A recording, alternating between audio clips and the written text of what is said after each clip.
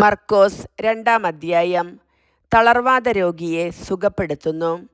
കുറേ ദിവസങ്ങൾ കഴിഞ്ഞ് യേശു കഫർനാമിൽ തിരിച്ചെത്തിയപ്പോൾ അവൻ വീട്ടിലുണ്ട് എന്ന വാർത്ത പ്രചരിച്ചു. വാതിൽക്കൽ പോലും നിൽക്കാൻ സ്ഥലം തികയാത്ത വിധം നിരവധി ആളുകൾ അവിടെ കൂടി. അവൻ അവരോട് വചനം പ്രസംഗിച്ചു കൊണ്ടിരുന്നു. അപ്പോൾ 4 പേർ ഒരു തളർവാത രോഗിയെ എടുത്തുകൊണ്ടുവന്നു. ജനക്കൂട്ടം നിമിത്തം അവൻ്റെ അടുത്തെത്താൻ അവർക്ക് കഴിഞ്ഞില്ല. അതിനാൽ അവൻ ഇരുന്ന സ്ഥലത്തിൻ്റെ മേൽക്കൂര പൊളിച്ച് തളർവാത രോഗിയെ അവർ കിടക്കയോടെ താഴോട്ടിറക്കി. അവരുടെ വിശ്വാസം കണ്ട് യേശു തളർവാത രോഗിയോട് പറഞ്ഞു, മകനെ, നിന്റെ പാപങ്ങൾ ക്ഷമിക്കപ്പെട്ടിരിക്കുന്നു. നിയമജ്ഞരിൽ ചിലർ അവിടെ ഇരിപ്പുണ്ടായിരുന്നു. അവർ ചിന്തിച്ചു, എന്തുകൊണ്ടാണ് ഇവൻ ഇപ്രകാരം സംസാരിക്കുന്നത്? ഇവൻ ദൈവദൂഷണം പറയുന്നു. ദൈവത്തിനല്ലാതെ മറ്റാർക്കാണ് പാപം ക്ഷമിക്കാൻ സാധിക്കുക? അവർ ഇപ്രകാരം വിചാരിക്കുന്നുവെന്ന് മനസ്സിലാക്കി യേശു അവരോട് ചോദിച്ചു, എന്തുകൊണ്ടാണ് നിങ്ങൾ ഇങ്ങനെ ചിന്തിക്കുന്നത്? ഏതാണ് എളുപ്പം, തളർവാത രോഗിയോട് നിന്റെ പാപങ്ങൾ ക്ഷമിക്കപ്പെട്ടിരിക്കുന്നു എന്ന് പറയുന്നതോ, എഴുന്നേറ്റ് നിന്റെ കിടക്കയുമെടുത്ത് നടക്കുക എന്ന് പറയുന്നതോ? എന്നാൽ ഭൂമിയിൽ പാപങ്ങൾ ക്ഷമിക്കാൻ മനുഷ്യപുത്രന് അധികാരമുണ്ടെന്ന് നിങ്ങൾ അറിയേണ്ടതിന് അവൻ തളർവാത രോഗിയോട് പറഞ്ഞു, ഞാൻ നിന്നോട് പറയുന്നു, എഴുന്നേറ്റ് നിന്റെ കിടക്കയുമെടുത്ത് വീട്ടിലേക്ക് പോവുക. തൽക്ഷണം അവൻ എഴുന്നേറ്റ് കിടക്കയുമെടുത്ത് എല്ലാവരും കാണുകെ പുറത്തേക്ക് പോയി. എല്ലാവരും വിസ്മയിച്ചു. ഇതുപോലൊന്ന് ഞങ്ങൾ ഒരിക്കലും കണ്ടിട്ടില്ല എന്ന് പറഞ്ഞ് അവർ ദൈവത്തെ മഹത്വപ്പെടുത്തി. ലേവിയെ വിളിക്കുന്നു. യേശു വീണ്ടും കടൽ തീരത്തേക്ക് പോയി. ജനക്കൂട്ടം അവൻ്റെ അടുത്തെത്തി. അവൻ അവരെ പഠിപ്പിച്ചു. അവൻ കടന്നുപോയപ്പോൾ ഹൽപ്പയുടെ പുത്രനായ ലേവി ചുങ്കസ്ഥലത്ത് ഇരിക്കുന്നതു കണ്ട് അവനോട് പറഞ്ഞു, എന്നെ അനുഗമിക്കുക. അവൻ എഴുന്നേറ്റ് യേശുവിനെ അനുഗമിച്ചു. അവൻ ലേവിയുടെ ഭവനത്തിൽ ഭക്ഷണത്തിനിരിക്കുമ്പോൾ അനേകം ചുങ്കക്കാരും പാപികളും അവൻ്റെയും ശിഷ്യരുടെയും കൂടെ ഇരുന്നു.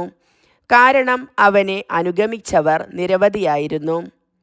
അവൻ പാപികളോടും ചുങ്കക്കാരോടുമൊപ്പം ഭക്ഷണം കഴിക്കുന്നതു കണ്ട് ഫരിസേയരിൽപ്പെട്ട ചില നിയമജ്ഞർ ശിഷ്യന്മാരോട് ചോദിച്ചു, അവൻ ചുങ്കക്കാരുടെയും പാപികളുടെയും കൂടെ ഭക്ഷിക്കുന്നതെന്ത്?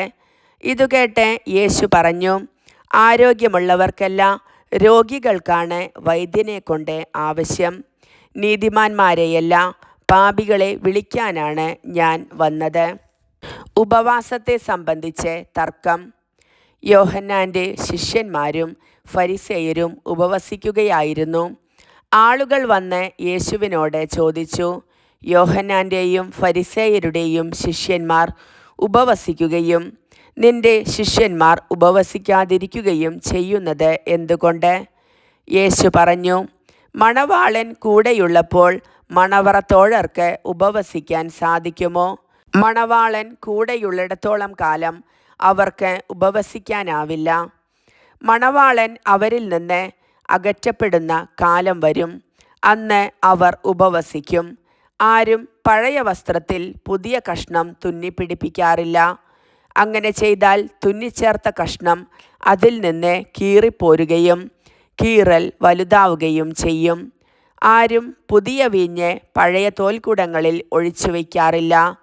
അങ്ങനെ ചെയ്താൽ തോൽക്കുടങ്ങൾ പിളരുകയും വീഞ്ഞും തോൽക്കുടങ്ങളും നഷ്ടപ്പെടുകയും ചെയ്യും. പുതിയ വീഞ്ഞിന് പുതിയ തോൽക്കുടങ്ങൾ വേണം. സാബത്ത് ആചരണത്തെക്കുറിച്ച് വിവാദം. ഒരു സാബത്തു ദിവസം അവൻ വിളഞ്ഞുകിടക്കുന്ന ഒരു വയലിലൂടെ പോവുകയായിരുന്നു. പോകുമ്പോൾ ശിഷ്യന്മാർ കതിരുകൾ പറിക്കാൻ തുടങ്ങി. ഫരിസേയർ അവനോട് പറഞ്ഞു, സാബത്തിൽ നിഷിദ്ധമായത് അവർ ചെയ്യുന്നത് എന്തുകൊണ്ട്? അവൻ ചോദിച്ചു, ദാവീദും അനുചരന്മാരും കൈവശം ഒന്നുമില്ലാതെ വിശന്നു വലഞ്ഞപ്പോൾ എന്തു ചെയ്തുവെന്ന് നിങ്ങൾ വായിച്ചിട്ടില്ലേ?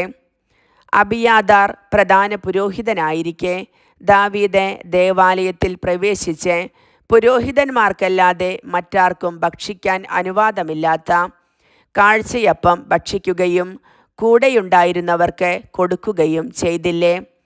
അവൻ അവരോട് പറഞ്ഞു, സാബത്ത് മനുഷ്യനു വേണ്ടിയാണ്, മനുഷ്യൻ സാബത്തിനു വേണ്ടിയല്ല. മനുഷ്യപുത്രൻ സാബത്തിൻ്റെയും കർത്താവാണ്. കർത്താവിൻ്റെ വചനം.